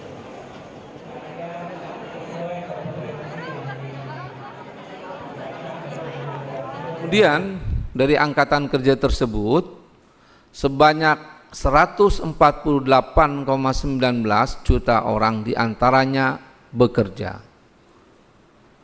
Jumlah penduduk yang bekerja ini bertambah ya sebanyak 522 ribu orang dibandingkan kondisi di bulan Februari 2026. Di sisi lain, angkatan kerja yang tidak terserap oleh pasar kerja menjadi pengangguran yaitu sebanyak 7,22 juta orang atau turun sekitar 24 ribu orang dibandingkan bulan Februari tahun 2026. Ya, Saudara, BPS mencatat ekonomi Indonesia di kuartal 2 tumbuh di atas 5% secara tahunan. BPS juga ungkap data jumlah pengangguran di bulan Mei turun jika dibandingkan Februari lalu. Bagaimana membaca data-data ekonomi BPS ini dan bagaimana dampaknya pada masyarakat? Kita bahas bersama ekonom Selios Media Wahyudi Askar dan tenaga ahli Bakomeri Aditya Laksmana. Selamat petang Mas Aditya, selamat datang. Selamat petang Ilona. Ya, saya juga mengucapkan selamat petang Mas Media. Selamat petang, Mbak. Oke, sebelum saya ke Mas Media, kita coba dulu menerjemahkan angka yang diumumkan oleh BPS. Mas Aditya, memang pertumbuhan ekonomi masih konsisten tumbuh di atas 5%. Ya. Tapi kalau kita bandingkan dengan kuartal sebelumnya di periode ini, itu agak turun sebenarnya. Ya. Lalu kemudian kalau kita lihat dari kontribusi konsumsi rumah tangga pun turun dibandingkan sebelumnya. Padahal momentum loh, momentum libur sekolah. Ya. Ini sebenarnya kita masih positif atau sebenarnya sudah kehilangan momentum? Kalau kita melihat angka pertumbuhan absolutnya ya dari 5,61 di kuartal pertama menjadi 5,29 itu sebenarnya siklus yang normal karena memang kuartal 1 itu momentumnya begitu tinggi. Itu ada mulai dari ada Nyepi, kemudian ada Imlek, kemudian juga ada bulan puasa. Jangan salah, bulan puasa 1 bulan itu adalah momentum aktivitas ekonomi yang tinggi. Benar. Kita tidak bisa melihat hanya sebatas pada Idul Fitrinya begitu. Dan memang kita sudah juga bisa melihat bahwa momentum yang serupa itu di kuartal 2 tidak sebanyak di kuartal pertama. Jadi wajar seandainya memang secara agregat kepertumbuhan itu juga berkurang dari 5,01 menjadi 5,29. Demikian pula kontribusi konsumsi rumah tangga dari 54% menjadi 53%. Artinya ini sebenarnya inline dengan momentum-momentum yang sedikit banyak kalau kita melihat memang tidak seramai di kuartal pertama sebelumnya. Tetapi kita juga perlu melihat juga bahwa apa yang terjadi di kuartal 2 ini sebenarnya juga ada upaya pemerintah untuk memaksimalkan momentum yang ada. Semisal kemarin memasuki libur panjang kemarin itu pemerintah juga sudah menyiapkan insentif perjalanan untuk mereka yang ingin liburan untuk menggerakkan ekonomi, aktivitas ekonomi di daerah-daerah melalui tujuan wisata di domestik seperti itu. Dan ini juga menopang pertumbuhan kita sehingga momentumnya itu tetap ada, memaksimalkan momentum yang ada sekarang. Jadi pertumbuhan di atas 5% adalah sesuatu yang dibanggakan lah oleh pemerintah ya di kuartal 2? Kita tidak mengatakan dibanggakan, tetapi ini adalah pemerintah mampu menjaga momentum pertumbuhan. Mampu menjaga momentum pertumbuhan. Mas Media, pertumbuhan ekonomi konsisten di atas 5%. Apakah Anda melihat pertumbuhan ekonomi yang tinggi sudah sesuai dampaknya di masyarakat? Ya, saya perlu ingatkan juga publik, termasuk juga pemerintah, bahwa Amartya Sen, Stiglitz, Kuznets sudah mengingatkan bahwa pertumbuhan ekonomi itu hanya mengukur aktivitas ekonomi, tidak menjelaskan banyak hal berkaitan dengan kesejahteraan. Jadi meskipun pertumbuhan ekonomi relatif tinggi, misalkan apakah kemudian masyarakat hidup lebih baik, itu belum tentu. Ya, saya kasih contoh misalkan ekspor meningkat, perdagangan naik, hotel penuh, tapi itu nggak berbicara soal upah, apakah masyarakat mampu membeli rumah, apakah biaya sekolah turun, apakah harga pangan lebih murah, dan lain-lain. Dan saya kira memang di satu sisi bagi dunia usaha bisa berbesar hati ya, tetapi dalam konteks ekonomi keseharian masyarakat ada beberapa data yang menarik Mbak, yang bisa kita lihat ya. Pertama itu meskipun pertumbuhan ekonomi tinggi, tapi ketimpangan ekonomi justru malah naik. Itu terjadi di pedesaan maupun di perkotaan. Ini agak aneh sebetulnya. Artinya meskipun ekonomi tumbuh 5%, jangan-jangan ekonomi tumbuh 5% ini hanya dinikmati oleh kelas atas. Dan perlu dicatat juga ketimpangan ekonomi di data Susenas itu tidak bisa menangkap real ketimpangan yang sebenarnya yang bisa jadi lebih tinggi, gitu Mbak. Yang kedua, yang saya lihat juga ada persoalan peningkatan keparahan kemiskinan di pedesaan yang justru naik sekitar 6% di desa. Artinya ketimpangan antar penduduk miskin di desa itu makin besar. Dan kalau kita lihat lagi program-program pemerintah, ada kecenderungan pemangkasan anggaran dana desa yang bahkan sampai 57% dan lain-lain, yang juga akhirnya tidak banyak didapatkan oleh masyarakat desa. Belum lagi perubahan. Tapi kan sebenarnya Mas Media, kalau ngomong soal desa, pemerintah kan di kuartal ini pun ada kontribusi belanja pemerintah. Salah satunya MBG, sumbangsinya juga cukup besar. Kemudian kita tahu ada KDMP. Apakah Anda tidak melihat bahwa dua program prioritas ini bisa menggeliatkan ekonomi, termasuk desa? Ini mungkin pertanyaan menarik yang untuk diteliti lebih jauh ya. Karena ketimpangan naik, kemudian pada saat yang sama terjadi penurunan belanja daerah karena dipangkas oleh pusat. Dan porsi fiskal ada kemungkinan dimiliki lebih banyak oleh masyarakat kelas atas. Karena banyak program bantuan sosial yang tidak tepat sasaran. Ini memang perlu kajian lebih lanjut, tetapi menurut saya ini hal yang jauh lebih penting untuk diselesaikan oleh pemerintah, begitu Mbak. Soal ketenaga kerjaan juga misalnya kalau boleh saya tambahkan, memang ada kecenderungan pekerja penuh itu meningkat ya, tetapi peningkatannya itu hanya 0,03%. Dan menariknya peningkatan tenaga kerja buruh dan juga usaha sendiri itu meningkat signifikan, tetapi kemungkinan yang paling besar mengalami peningkatan adalah pekerja dengan jam kerja di bawah 35 jam atau pekerja serabutan. Jadi ada potensi memang pergeseran ke sektor-sektor informal atau ketenaga kerjaan dengan biaya atau upah yang jauh lebih rendah. Nah, pertanyaan-pertanyaan ini saya kira jauh lebih relevan untuk terus kita diskusikan berkaitan dengan pertumbuhan ekonomi, Mbak Ilona. Kalau soal data, memang ada beberapa yang cukup ganjil, Mbak. Yang pertama berkaitan dengan indeks penjualan real. Jadi data yang keluar di Bank Indonesia itu ada penurunan.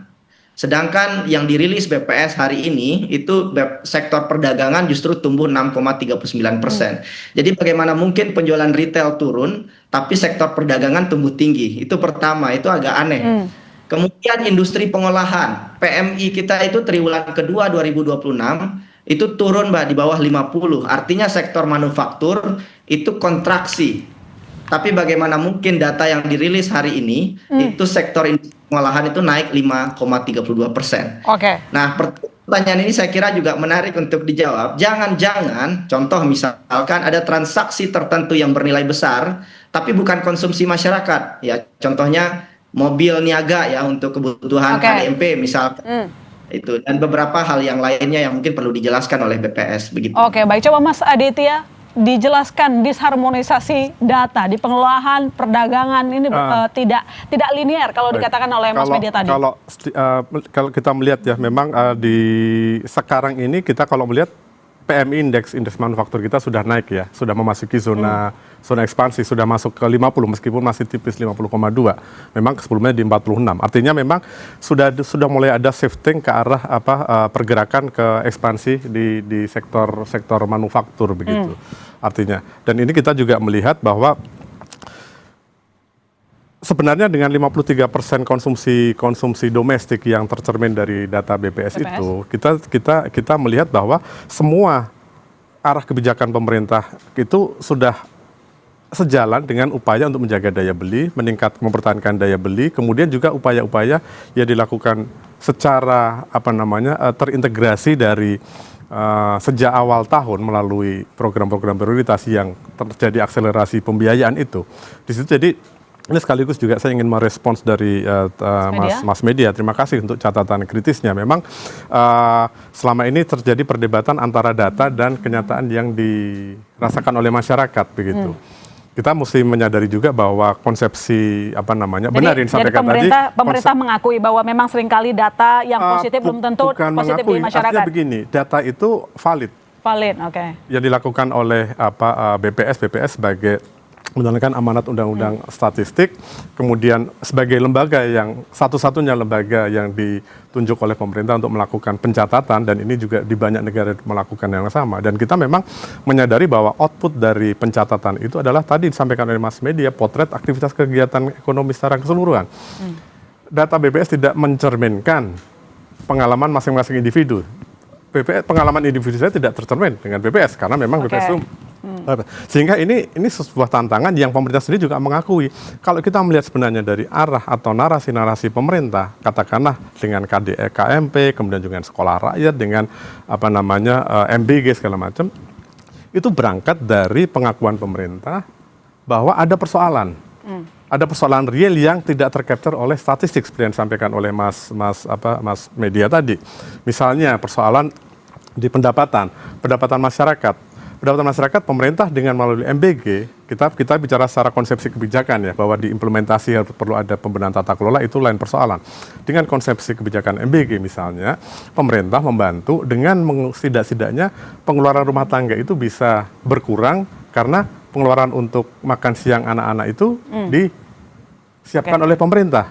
Demikian pula dengan sekolah rakyat, dengan berbagai macam kebijakan di bidang pendidikan, itu juga adalah intervensi pemerintah untuk membantu masyarakat. Ada persoalan-persoalan ekonomi yang dihadapi dengan menyiapkan pendidikan secara gratis pada masyarakat.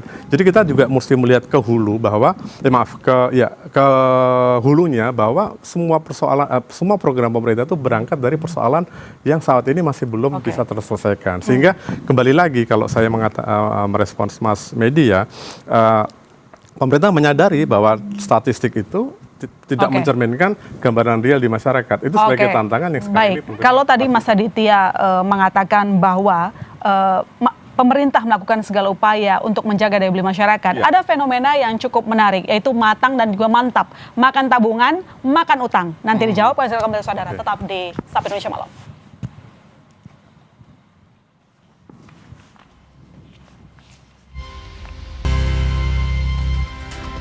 Ya, kita lanjutkan diskusi kita, Mas Media. Tadi kan Mas Aditya mengatakan bahwa pemerintah berusaha sekali untuk menjaga daya beli masyarakat. Tapi yang terjadi ada sejumlah data, katakanlah data dari Mandatory Spending Index yang mengatakan fenomena mantapnya udah selesai. Sekarang matang tuh. Setelah makan tabungan, sekarang makan utang katanya. Jadi sebenarnya bagaimana kita menerjemahkan dengan pertumbuhan ekonomi yang masih konsisten di atas 5%, konsumsi rumah tangga juga naik katanya, tapi yang terjadi sejumlah riset mengatakan bahwa udah mantap dan juga matang. Ya, ini memang jauh sekali gapnya ya, data BPS yang dirasakan masyarakat. Ini juga sekaligus menunjukkan ketimpangan yang luar biasa. Karena meskipun ekonomi tumbuh, jangan-jangan hanya dinikmati oleh kelas atas saja. Karena sebagian besar masyarakat itu hidupnya di pasar, di warung, di tempat kerja, di rumah mereka. Dan porsi pendapatan yang digunakan masyarakat untuk konsumsi itu mengalami penurunan. Jadi ada kecenderungan dari data yang ada masyarakat menahan belanja. Jadi misalkan saldo rekening ya yang kelompok simpanan di bawah 100 juta itu mengalami penurunan dan simpanan terkonsentrasi pada rekening dengan nilai yang sangat besar. Jadi rekening 1 miliar itu menguasai 70% dari dana perbankan. Jadi bisa jadi memang kenaikan konsumsi yang terjadi hari ini secara agregat itu tidak terjadi secara merata. Tapi sebagian besar masyarakat itu menahan pengeluarannya. Nah, ini yang kemudian menahan pengeluaran karena hemat atau menahan pengeluaran karena mau nggak mau ya memang uangnya udah nggak ada, Mas Media? Kalau sekarang melihat proporsi dan tren pertumbuhan tabungan memang sudah mantap ya, sudah makan tabungan gitu. Bahkan sebagian masyarakat sudah nggak bisa lagi mengakses perbankan, minjam ke tetangga, keluarga, ke orang tua. Jadi memang tabungan itu sudah mengalami penipisan khususnya kelas menengah bawah. Dan menurut saya ya ini juga align dengan kondisi ekonomi hari ini. Apalagi di bulan Juni dan Juli kebutuhan rumah tangga meningkat. Dan kalau kita lihat data perbankan, NPL itu mengalami peningkatan di jeda Juli, Agustus, dan September. Artinya memang 5% ini juga cukup mengkhawatirkan Mbak, karena tidak dirasakan oleh masyarakat bawah. Gimana Mbak? Oke, baik. Saya coba ke Mas Aditya ya. Mas Aditya, ini yang disampaikan tadi oleh Mas Media dan juga kita melihat sejumlah research yang mengatakan bahwa orang sudah masuk ke fenomena mantap dan bahkan sudah matang makan utang. Saya rasa ini memprihatinkan. Tadi juga disampaikan soal NPL. Pun saya lihat catatan dari OJK juga menyampaikan demikian bahwa NPL kredit konsumsi itu meningkat loh, Mas Media, Mas Aditya, 2,33% pada Januari 2025 jadi 2,5% pada Mei 2026. Bagaimana menjelaskan bahwa pemerintah masih concern ataupun mungkin dapat mengendalikan masalah daya beli masyarakat? Ya, ini kan semua tantangan struktural ya di ekonomi kita saat ini, di saat apalagi dengan kondisi uncertainty masih ada tekanan dari ekonomi global segala macam dan tentu berimbas ke ekonomi domestik gitu. Kalau tadi ditanyakan bagaimana pemerintah concern, itu menjadi concern pemerintah. Apa yang dilakukan pemerintah sekarang ini, tadi saya katakan, ada stimulus di semester kedua 26 triliun, itu adalah bagian konkret dari upaya konkret pemerintah untuk memulihkan daya beli masyarakat.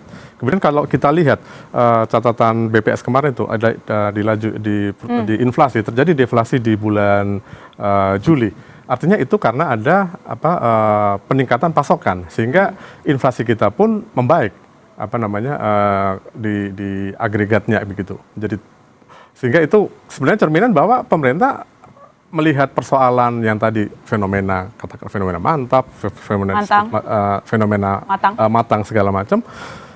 Ini pemerintah sedang menyelesaikan bahwa menyadari bahwa itu sebagai tantangan. Jadi pertumbuhan 5% memang nggak cukup ya? Kalau dengan kondisi sekarang ini, kalau kita melihat journey pemerintah kan 8% di 2029.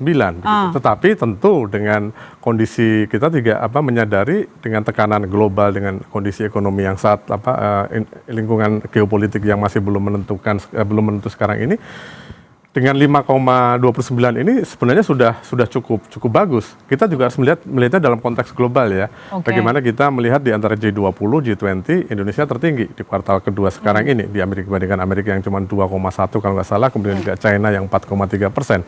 Artinya kita juga harus melihat ada sesuatu pencapaian di dalam konteks resiliensi.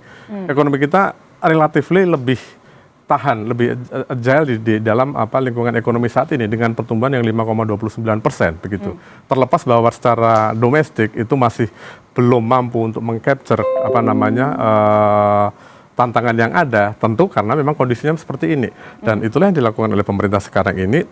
Salah satunya tentu memperbesar kapasitas fiskal, karena begitu juga saat ini APBN menjadi instrumen, menjadi lokomotif untuk menarik pertumbuhan ekonomi. Tapi pemerintah sadar ya bahwa memang sekarang sudah ada fenomena mantap dan matang, karena kepala LPS bilang tidak loh, ya, metodologinya berbeda katanya. Kita melihatnya dengan apa yang dilakukan pemerintah melihat ada persoalan di daya beli, ada persoalan di, okay. pasti itu kenapa? Kalau tidak ada persoalan daya beli, pemerintah tidak perlu memberikan insentif, secara sederhananya kan seperti itu. Ya. Sehingga pemerintah perlu ini untuk menopang daya beli adalah dengan memberikan insentif sehingga ada insentif untuk berbelanja, ada ruang fiskal di rumah tangga untuk berbelanja, dan diharapkan itu bisa mengenerate aktivitas ekonomi di turunannya. Oke, baik. Mas Media, kalau memang di konsumsi rumah tangga ada masalah dan kita butuh meningkatkan, artinya kalau tadinya belanja pemerintah rendah, kalau di sini kan kita lihat di kuartal 2 ini tumbuhnya 15,97% year on year ya. Artinya kalau tadi belanja pemerintah itu tidak ada termasuk untuk MBG, pertumbuhan ekonomi bisa berapa, Mas? Iya, mungkin kalau seandainya belanja pemerintah tidak ada, ya tentu bisa jauh lebih rendah ya, karena memang sekarang pertumbuhan ekonomi kita ditopang oleh belanja pemerintah ketimbang investasi yang sifatnya produktif.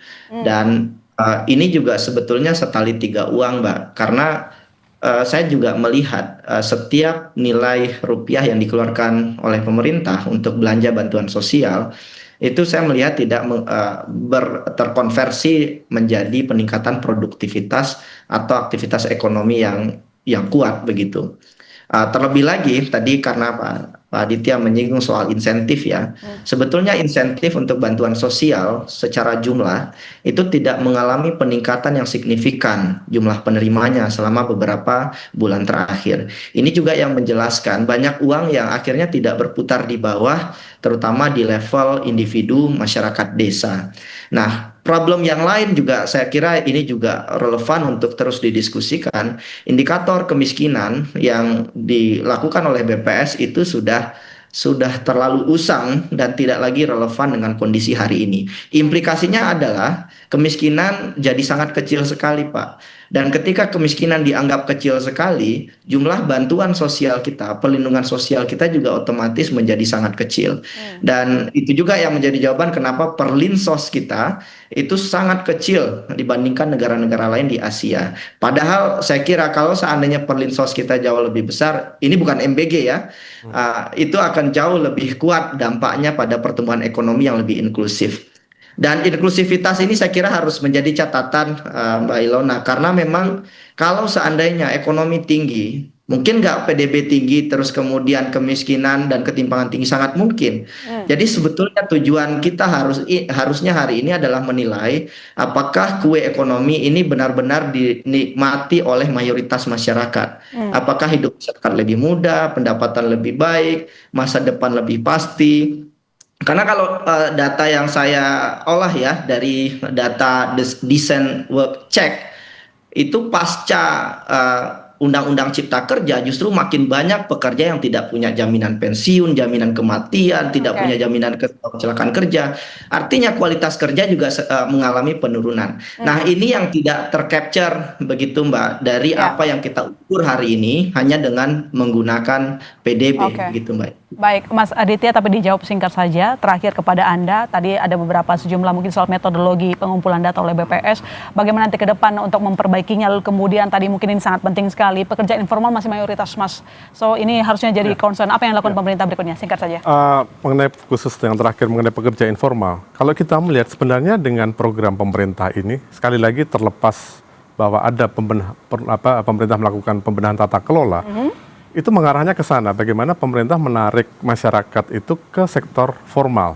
Misalnya dengan KDKMP, dengan dengan perekrutan manajer koperasi, kemudian juga karyawan koperasi Desa Merah Putih, KNMP, kemudian juga MBG, dapur di SPPG-nya merekrut.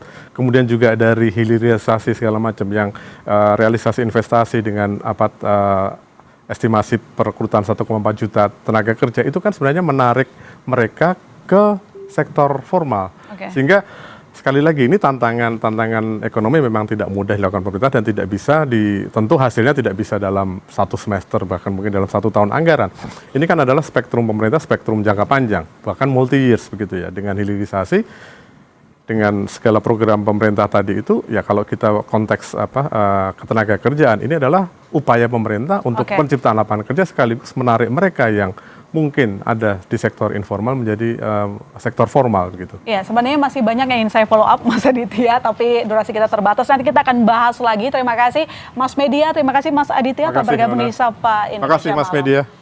Saudara, sorotan lain di Sapa Indonesia Malam, akibat kemarau panjang, Sungai Gabus di Blora, Jawa Tengah mengering hingga dasar sungai terlihat retak dan mengeras. Kami hadirkan usai jeda.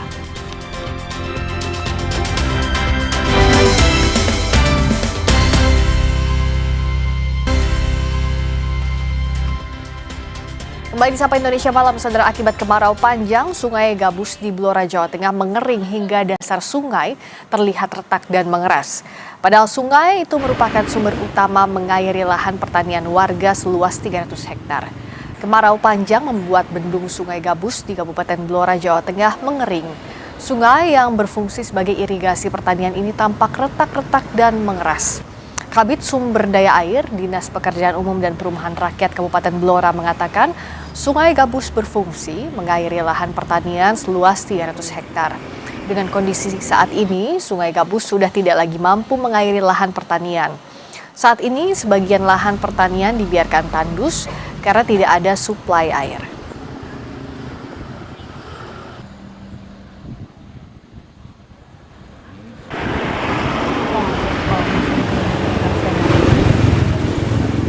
Mulai dari Kelurahan Jetis sampai ke Buluroto. Kalau dampaknya, kalau kekeringan seperti ini memang akhirnya ya di musim yang ketiga ini pemenuhan untuk kebutuhan air irigasi yang memang tidak bisa terpenuhi dan terlayani dengan baik. Kekeringan yang melanda Grobogan, Jawa Tengah telah memasuki minggu ketiga. Palang Merah Indonesia menyalurkan bantuan air bersih ke ribuan kepala keluarga.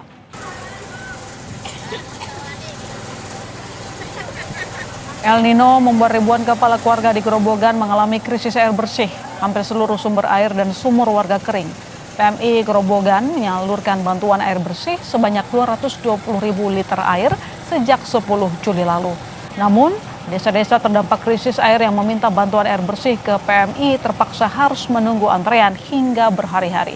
Hal itu karena PMI hanya memiliki 2 armada truk untuk melakukan pendistribusian air bersih. Adapun target PMI untuk pendistribusian air bersih mencapai 1.200.000 liter atau 35 desa di Grobogan. Mendistribusikan air bersih sebanyak 200.020 liter di beberapa wilayah, dan capaian kami hari ini sampai ke 1.430 kepala keluarga. Dan kami menargetkan PMI untuk 1.200.000 liter dalam musim kemarau ini sesuai dengan perintah Pak Ketua Umum. Kami rasa dari PMI 2 armada ini masih kurang mengingat luasnya wilayah dan warga yang terdampak, mengingat di tahun 2023 saja kami PMI mendistribusikan di 18 kecamatan dan 67 desa. Jadi harapan kami armada bisa ditambahkan. Saudara, terima kasih Anda telah menyaksikan program Sapa Indonesia Malam hari ini. Perbarui terus informasi Anda di Kompas TV dengan 3 botol air mineral 700 ml yang setara dengan 2 liter air untuk 1 hari penuh kesejukan. Saya Friska Clarissa. Dan saya masih Serta Regan pamit. Sampai jumpa. Minum.